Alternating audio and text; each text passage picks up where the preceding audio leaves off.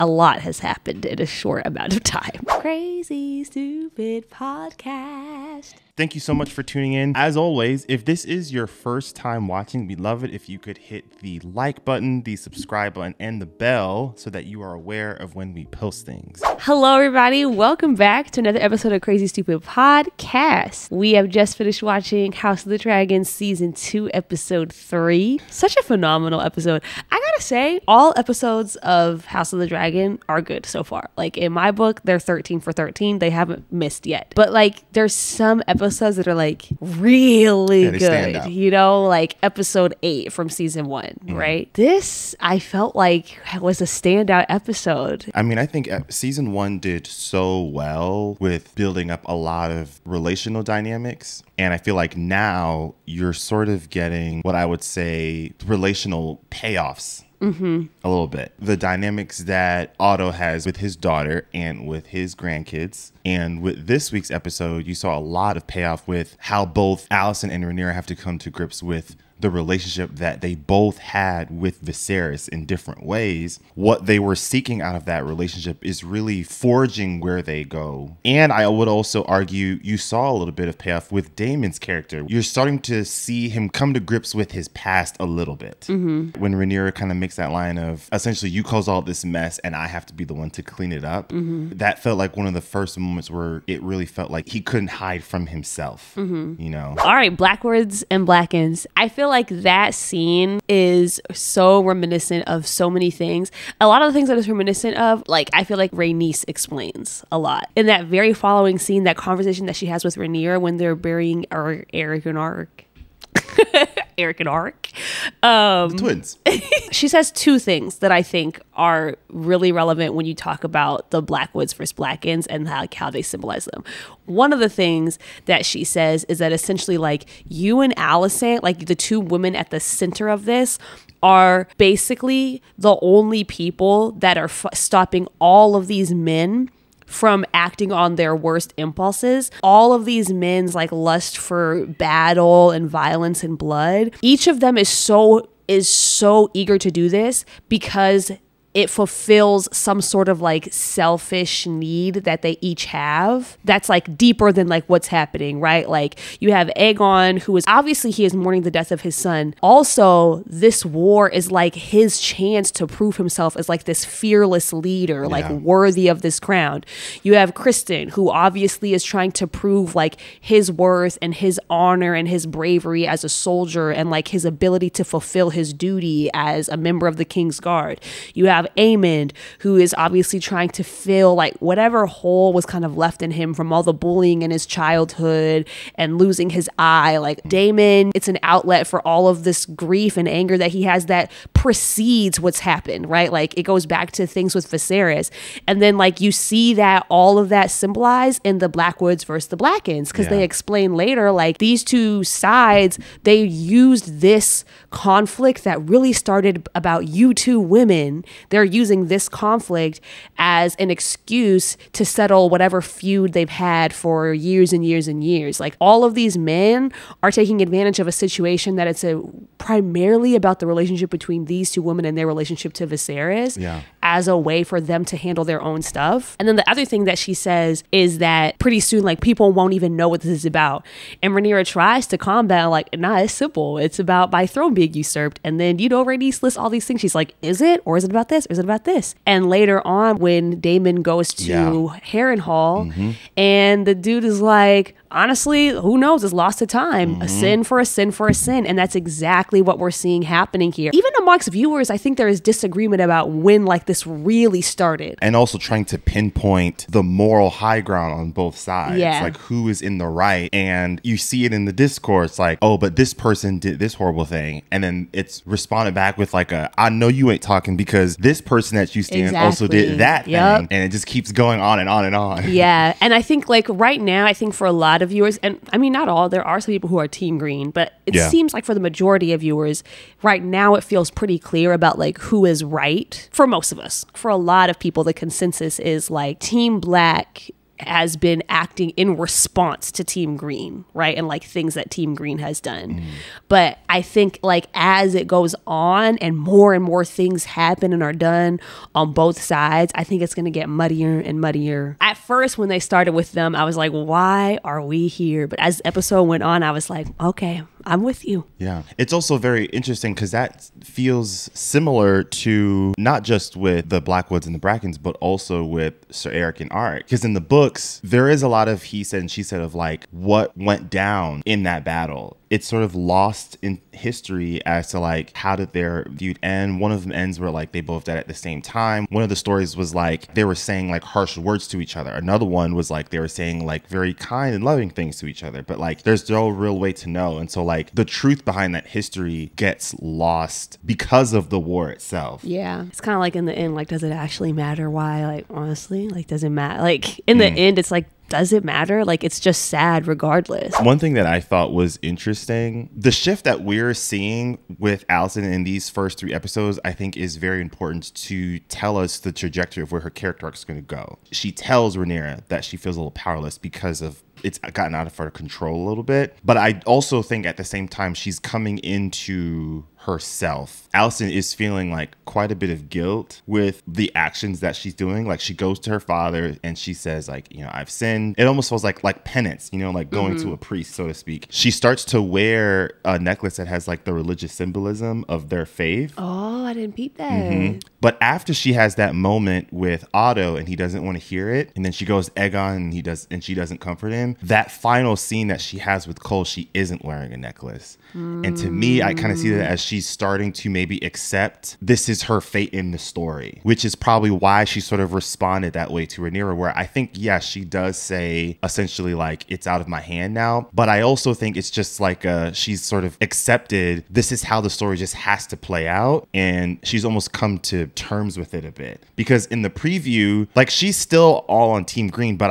you saw a hint of like her interaction with Aegon, like there's less protection in the way that she's speaking to him now. It's a little dismissive, a little condescending. So I am curious to see where this sort of takes her character from here on out, because that moment, taking off that necklace and then choosing to do that final scene with Criston Cole and then essentially doubling down after getting the information revealed about Viserys. I wonder if we'll get a more book accurate Alicent from here on out. I'm curious if we'll go in that direction. Maybe. Also, there's some shift in power moments that I don't think she's also being honest about. Like after Otto isn't the hand anymore, he goes to Alicent and they're trying to plot, and he tells Alicent to go to Darren. Alicent stops him, pauses the scheming and the planning, and then she says, no, go to Highgarden. Their soldiers are faulting. You need to do X, Y, and Z. And Otto listens to her. Like he doesn't combat. And that felt like a very pivotal moment for her, right? Like she is now taking the control that Otto had and placing it on herself now. Also, she sent her brother to Cole without his, like, he kind of stepped over his leadership rules and boundaries a little bit, you know? Criston Cole, bro. Criston Cole.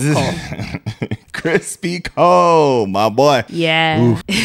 So it definitely feels as though the King's Guard is faltering a little bit under his leadership. They don't seem sharp. They don't seem to respect him either. And they don't respect him. I think he has a lot of self-doubt happening. I'm not mad at anybody who just hates him, okay? I just always, in the same way that I just always kind of have a place of empathy for Alicent, I just always kind of have a place of empathy for him too, because I think I just have a soft spot for like, I don't know, like insecurity makes people do really bad things, you know? And I think that a lot of this is just coming from his sense of self-hatred. It doesn't excuse anything, but all of this is just coming from like a place of self-hatred. It's like, it's not like he's just a horrible vitriolic person, I don't think. Yeah. I think his self-hatred is causing him to act that way.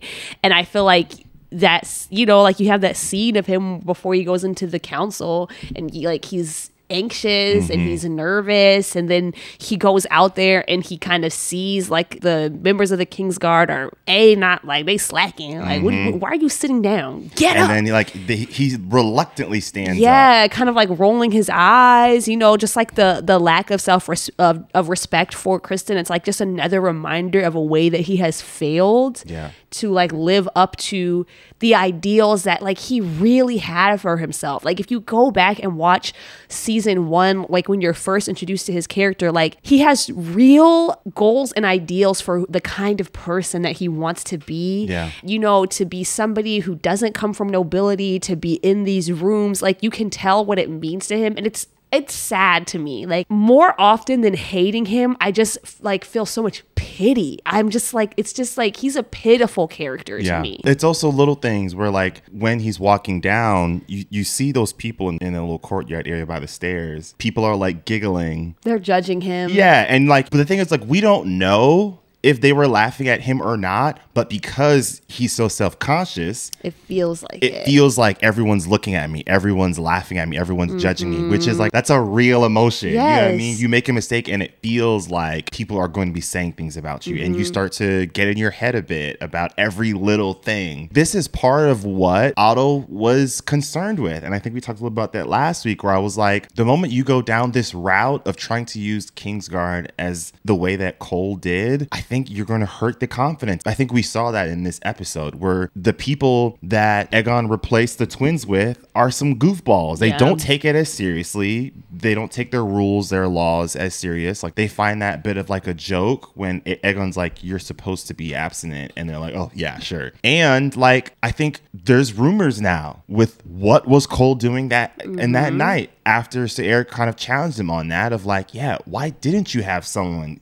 post at Helena's door, right? You're slacking on your positions a little bit. And so now these guards are like, well, if Criston Cole can slack, then like, so can I. It just trickles down with your leadership style, you know? So this is a bit of a pivot that sort of ties a little bit to last year. So this is something that I want to make the disclaimer. I saw this online and I'm pretty sure this picture is real. I haven't confirmed it or not. So maybe you all in the comment section can kind of confirm that. But there is a picture of the letter that Rhaenyra wrote to Boris Baratheon at Storm's End last season. The letter is written in a way where I'm really starting to think that like the Maesters are up to something here. So Rhaenyra writes that letter to Boros, and obviously my man can't read. He's a little, you know, he was a child left behind, but he gives it to the Maester, and then the Maester whispers something into his ear, and then he gets very angry, and then he kind of presents it in a way that like the letter must have said something and I was like super entitled, like reminds me, and he gets like very angry. And then it also mentions that like Rhaenyra didn't come with like any suggestions of like being rewarded for being loyal, but apparently this is what the letter actually said. So it's a picture that it looks like a picture that from some maybe like an extra, maybe like after or behind the scenes or something. That was posted like at the end of the episode, or you know, sometimes they'll release pictures. I mean, it has the Max logo. Yeah, so I think it's legit. But anyways, the letter says, I write as I am in need of your friendship. Your father sworn to me his loyalty. I pray that with you I may still find that bond as yet strong. Your allegiance and devotion remains foremost in my heart and will not go unrewarded. So when I read that, I'm like, that don't sound like something that he should have gotten that angry about. And so a lot of fans are thinking that maybe the Maester, he kind of reworded that a little bit. Bro, so people think that because the Maesters are in Old Town, where the Hightowers are from, that the Hightowers have sway with Maesters everywhere? Because that's like a wild advantage for Team Green. Like, that's nuts. I think it's twofold. I think perhaps they're in cahoots with the Hightowers, but I also do wonder if some of it is the Maesters are very like science and logic driven, and the idea of dragons is very magical. That part of that conspiracy is to rid them from Westeros, because when you look throughout history, at least up until like how this story ends, dragons were used as, I mean, like weapons of mass destruction, really. Yeah. And so perhaps part of their logic for that is we need to rid Westeros of magic, because it is almost like the antithesis to the science viewpoint that we have of the world. Oh, that's interesting. This is why you need to learn to read. No child left behind. Reading is important. I gotta say, like, I'm happy to see Rhaena getting what appears to be the beginning of maybe a storyline.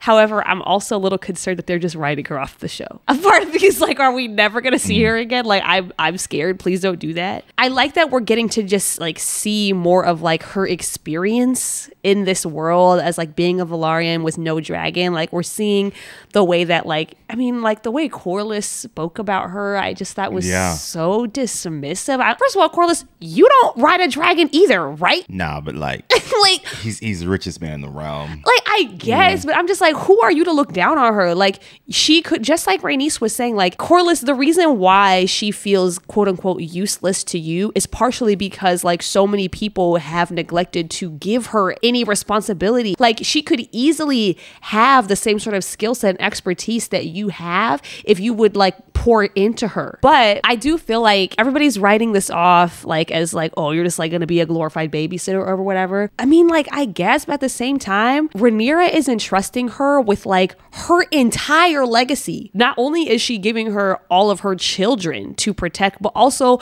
all these dragon eggs to protect. Like, this is important. I know everybody's acting like, oh, she's not gonna be on the battlefield like in the midst of all of this, but I'm like, the survival of these people and these dragon eggs is like vital. I think what makes it sad is that, one, because they're women, the value that they can contribute is already limited. From the Velaryon Targaryen's perspective, they were at least able to carve out a little bit of significance because they could use dragons and to make their stamp on the world and in the history books.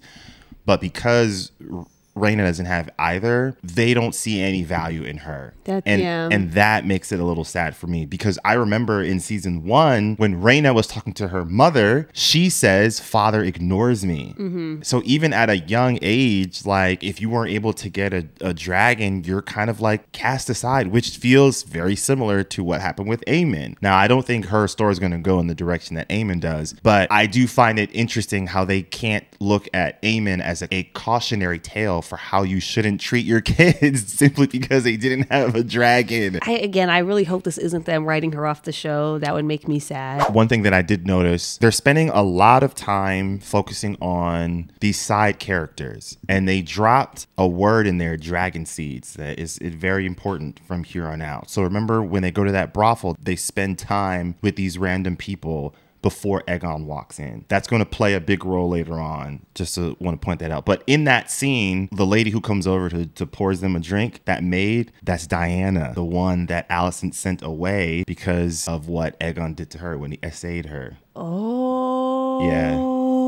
So I would have never caught that. I don't remember that lady's face. Even right now, I don't remember what she looked like. The camera today. paused on it, and that's why I let out that oh shit moment, because I was like, oh. Oh, yeah, I thought she was an actor in some other show. No. I have to say, like, my love for Rhaenyra is growing a lot this season. Like, I'm starting to really get it, okay? I'm really getting the Rhaenyra hype, okay? Team Black, we got her. I still love Alicent down. Baby steps. But I am really starting to appreciate her character as we're getting to spend more time with like adult Rhaenyra. But yeah, you can see in this episode, like, she doesn't really have like this sense of like self-assurance about her when she's at this table talking to the council and like they're walking all over her. But you know what though? I think she's got it now. Oh no, I think she, knowing without a shadow of a doubt that Viserys never wavered, oh, that's gonna bolster her right on up. It's over now, boy. And also knowing that she has done everything that she could to avoid war. Because I think that's what was really holding her back. She didn't feel comfortable taking these steps to make this situation worse without knowing that she had done everything she could to prevent it. And I respect it. Yes, I respect it a lot. That's good leadership. You know, everyone in that council would have spoken against her going to King's Landing, talking to Alicent. She really risked it all. It's risky, but she had to know. Yes. She had to know. She had to do it. And I have a lot of respect for that. Like, a lot of Which respect. is why I think Mysaria also has a lot of respect for also. Like, listen, the kind of mercy and patience you're displaying was not really something that the Greens, in her view, were doing. And in my book, that gives Rhaenyra a lot of points. A lot of moral points, personally. No, I would definitely agree. You know, because remember, Alicent didn't go to Dragonstone. Aegon didn't go. Otto went, right? but Rhaenyra risked everything. She didn't send her hand. She didn't send Daemon. She didn't send any of her kids to speak to them directly. She went on her own, and you gotta respect that as a leader, bro. I think it also shows that this is not cowardice. This isn't her shying away from scary things It's or not from weakness. conflict. Yeah, conflict. It's like this took a lot of fearlessness and bravery, just in a different way than what people were expecting of her. And I have a lot of respect for that. And I hope now she could show up at that table with that energy, okay? Because these men need to relax. Yo, they speaking kind of crazy, like, hey, hold on. This is shit like this that you need Daemon, in my opinion. Yeah, but Rhaenys is holding her down. No, Rhaenys she is that girl. Yeah, nah, for sure. But Rhaenys is a girl's girl for real. 100%. What I will say with Daemon, though, I think they're afraid of both Rhaenys and Daemon, but I think they're a little bit more afraid of Daemon. Well, I think it's the sexism. Oh, 100%. Yeah. But I do feel like use that shit to your advantage. Yeah, no, I understand. You know what I mean? Like what Daemon does to Vaemon, like. But at the same time, though, I think Daemon would step in for like extreme disrespect, but he also does not disagree with what the people at the council are saying. Like, we never saw, like, Daemon was sitting at that table many of the times when Rhaenyra was being disrespected, and he didn't say anything because he agrees with what they're saying. Yeah. So I don't know. We're kind of on Daemon. It's interesting. Daemon had to come in and say, like, I've conquered Harrenhal, which was very anticlimactic. And you know what it kind of reminded me of? When Theon took Winterfell, and it was just kind of like he went into Bran's room and was like, Winterfell, it's mine. I took it. I'm its ruler now. And Bran was kind of like, okay, like nothing feels different. Like that's kind of the vibes that I got, like very anticlimactic. And you could see that like he needed war. He needed a fight because of what just happened with Rhaenyra. He's going down the hallways and like he opens it. Lord Strong comes out and bends the knee. And it's just like, that's it. He's like extremely disappointed. It's such a great way to segue his story that not everything has to be a battle, that everything has to be violence. And the fact that this is becoming a moment where he's starting to reconcile with the way that he is dealing with his feelings and emotions, it's like a good place to take his story. Because I like what the director and the writer said. At that particular age for him and Rhaenyra, like they both meant so much to each other, which is why he saw that age of Rhaenyra. And shout out to Millie. And I felt like you saw true regret for what he did to Jaehaerys. Like he was tearing up, which is something that lacked in the previous episode where he was kind of smirking at that table. And I feel like this is one of those moments where, because it was a very almost supernatural experience, he couldn't lie to himself. Yeah. He felt it's a very vulnerable, almost kind of naked in a way. Him dropping the sword, perhaps the difference in how he may want to navigate through life now, like without having to use a sword in every situation. I also thought in that scene that him seeing young Rhaenyra and him seeing young Rhaenyra sewing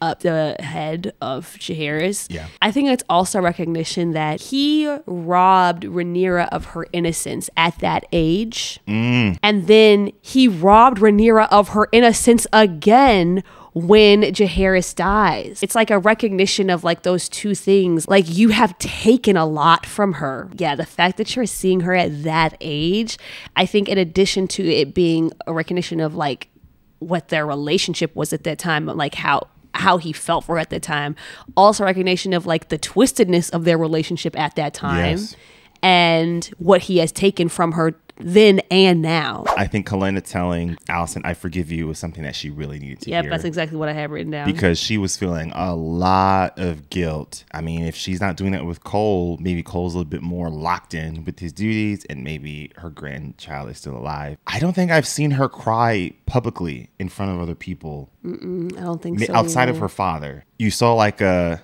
sigh of relief. And I also thought it was nice to see, like, I thought Alicent was actually like being a mother in that scene. Finally, yes. Like that was really nice to see. She was really trying to like provide relief for Helena and like explain that like what happened was terrible and you can be sad because Helena's, you know, she really trying to push it aside. I really liked seeing that moment between the two of them. I know that there's definitely scenes with Alicent and Helena where it kind of just seems like Alicent's just like, what is good with this girl? But I also do think that, I think we have also seen that Alicent has always been gentler with Helena. Yeah. And this like really brought that to the forefront. Because I think she's afraid that because Helena's a girl, her future is going to end up looking similar. Well, yeah, and I think she also empathizes, even though, I mean, like, it is kind of her fault because, like, you are the one who married Helena to Aegon. But I think she feels like she had to do that in the same way that her father had to do that to her. And so I feel like she also empathizes with the position that she has put Helena in. Yeah. Only other thing, I think we touched a little bit earlier of just like how insecure Aegon is starting to feel. And it's starting to feel a little bit like he's sensing he's falling in the shadow of Aemond a little bit. With how people are starting to talk about. Because look, Aemond's a better fighter. He's got a bigger dragon. He's a lot more feared because of what he did with Lucerys. Yeah. Physically, he's built better. He's a lot more disciplined. I even think Otto respects Aemond a little bit better because when they have that conversation, he's speaking to him like a man as opposed to how he speaks to Aegon like a child. I think Aegon's starting to realize Aemond and Vhagar, they're not my little playthings. Like how I used to treat him when we were younger. The pink dread, that's all him. I also think that scene with Larys, I also think that just shows how dangerous Larys is. Oh, yeah. Because how did he know exactly what insecurities to poke at? The idea that the people closest to him do not believe in him is so core to Aegon's character. And Larys tapped into that immediately and immediately used it to manipulate Aegon to get him to do what he wanted. Now, granted, in this situation, it was a good thing. Like we do not want Aegon flying out on his dragon. I don't think. I think that would be bad for all people involved. It's frightening to me. It's like why do you how do you have that insight? He's just a little too good. It's dangerous. And yeah, you're right. It got him that position. Also, Aegon tries to shrink Aemond a little bit when they go to that brothel. Yes. Aemond stands up, glizzy out, didn't matter, walks out. And you could see like a power shift is happening because while he's laughing at Aemond, the soldiers and the men that came with him weren't. Yeah, I also think it also shows how Aegon is regressing fast. It was kind of looking like he was on the up and up. Yeah, like he's gonna try to really like turn it around. Yeah. You know, like I even like I misread. In this scene, when when he's talking, the soldiers are like, "Hey, like let's go out," and he's like, "But you guys all took an oath of chastity," and they start laughing, and then he doesn't laugh. I was like, "Oh, look at him! Like he's like, you know, he's kind of trying to be a little serious." No, Esther, no, that's not what that was. Like I immediately in fifth went, "LOL, never mind." He is regressing so quickly, like falling back into like old habits, teasing Aemond, going to the brothel with the soldiers, you know, taking out that soldier and like pushing him onto these women. Like it's happening so fast. I think losing his son and feeling like he's losing the confidence of all the people that he thought had also validated him and believed in him. Yeah. Also, and Otto's comments. Yes. That was the nail in the coffin. We're in trouble. Everybody's in trouble. It's just, it's going to be bad for everybody. All right. Rhaenyra and Alicent, an elite addition to the show. Because I feel like they needed to have one final conversation. I think it was necessary for them to fully understand where they're at, where their character has been progressing, and two, to see them both come to the realization of what Viserys always wanted is so pivotal for where their character arcs go. Because as we mentioned earlier, Rhaenyra has been a little unsure in moments, a little wavery in some of these council meetings, but you saw a confidence sort of solidified in the way that Emma Darcy was acting, which they did a phenomenal job, because you felt a sense of confidence almost similar to when Rhaenyra realizes that Viserys didn't tell Daemon the dream also. And then you see the moment with Alicent. She's trying to tell Rhaenyra, I'm being as truthful as I can. I'm telling you, I am not lying. I was waiting. I thought HBO was going to rob us. They weren't going to let, I was like, please say it. Ask her, what did he say? the light bulb goes off. And then Rhaenyra realizes, wait, no, that's not what he meant. That was Alicent's whole identity. She wanted to protect her kids, and she finally felt like she had the validation that she needed to move forward with what she wanted to do. And to have it ripped away like that, I understand people will say that she's being fake and that she could have done more. But that is a very jarring paradigm shift to experience, and then expect a person who based their entire identity onto something to have it so quickly ripped away for them to think of doing what is like the right thing in that moment. I just don't think it's that simple. The whole conversation, it's just rippled with so much grief. Yes. That it's like so palpable, like grief over their friendship and like what it's become, grief over Viserys and what he meant to both of them, grief for their children and their grandchildren and what they've lost. Like there's just so much grief in this conversation. And at the same time, so much faith and care for each other. Rhaenyra believed Alicent. Like at first she was like, you're lying. And then she looked at her eyes and was like, no, she believed what Alicent was saying. She believed that Alicent believed it was true. Mm-hmm. And I think had Alicent told her in those final words and they actually were Viserys changing his mind, I think Rhaenyra would have surrendered. I agree. I think she would have been like, this is not what Viserys wanted in the end. This is not what my father wanted in the end. I don't have any right to continue this conflict and continue pushing it forward if this is truly not what he wanted in his last moments. But don't you feel like that sets a difference between the two of them now? Yes, no, 100%. And I think the difference lies in I think it's one main thing. I think the main difference is that if Rhaenyra gives up the throne, she still has something. She still has a loving family. Mm-hmm. The validation from Viserys means a lot, but I think Rhaenyra has a very strong sense of self without it. Yeah.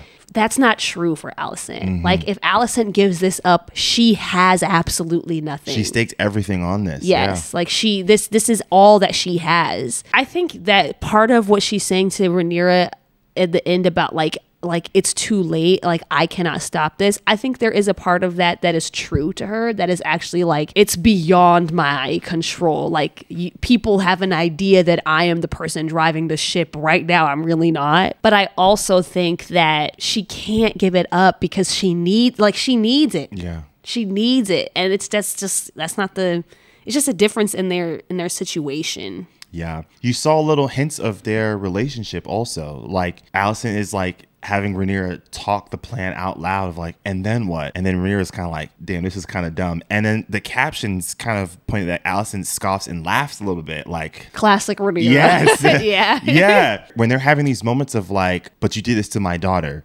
Oh, but you did this to my son. They both realize in that moment that like I haven't lost that person yet. The way that they were interpreting things prior to this conversation really felt like, has Alicent really gotten that cold? Has Rhaenyra really turned that corner? And in that moment, they realize that no, they haven't. Yeah. And I also think their actions thus far show that they both knew in the back of their heads because both of their calculations to not push things was dependent on their belief that the other person wouldn't do it either.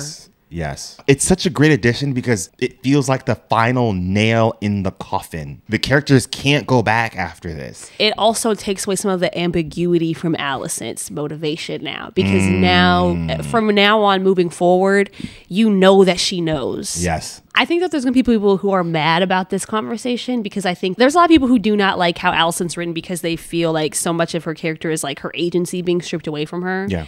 And so I think a lot of people are going to be like, oh, again, she just couldn't do anything to stop it. So she's just powerless against this. But I think that, like you were saying earlier, I think what we will see from Alicent moving forward, I think will counter that because it's not like Alicent is going to just fade away into the background and just become a powerless figure in this conflict like that. I don't think I hope that's not where she's going. I'd be sad to see that happen to her character. I think what we will see from now on is, okay, she's now acting with full knowledge of the situation and she is actually the only person who has it. It makes her character a lot more villainous. I like the slow progression in building up that villainy a bit. No, me too. Because I wouldn't want it to feel too much like Cersei. When we first were really introduced to Cersei, it was very clear, oh, you are not supposed to like this person. And little nuances added as it goes along, but the steady hand of villainy was always present for Cersei. Yeah, and she was also like repeatedly just mean for no reason. Yeah. She was just not like a likable person. Now, I understand to a lot of people Alicent is not either. Yeah, but way more nuanced Yeah. emotionally for her. And it feels like such a great story arc for where you can take her so that she doesn't feel stale for me personally. Yes, and I think it's the only thing that makes this story make sense personally. If you're going to tell a story about a family turning on itself, you have to do it like this. Phenomenal episode. Yes. Another banger. Once again, we appreciate you all for tuning in. We'd love to hear your thoughts. How are you feeling about Alicent's character arc? Where are we with where Daemon's going? How do you feel about Rhaenyra? How are you feeling about Aegon? War is here now, y'all. Yeah. So with that, we will see you all next week. Take care, everyone. Peace out.